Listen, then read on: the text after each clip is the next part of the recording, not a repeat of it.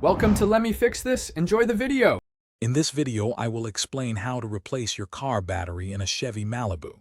First, gather your essential tools like a 10mm wrench, a battery terminal brush, and safety glasses. Always ensure your vehicle is completely turned off and the parking brake is engaged. This prevents accidental shorts and ensures your safety throughout the process. Locating the battery is usually straightforward, often under the hood, but sometimes in the trunk. Now, let's disconnect the old battery. It is crucial to always disconnect the negative terminal first.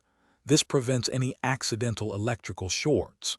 Use your 10mm wrench to loosen the nut on the negative terminal, then carefully remove the cable. After that, proceed to disconnect the positive terminal, and be sure to remove any battery hold-down clamps or straps securing the battery in place. With the old battery out, it's time for the new one.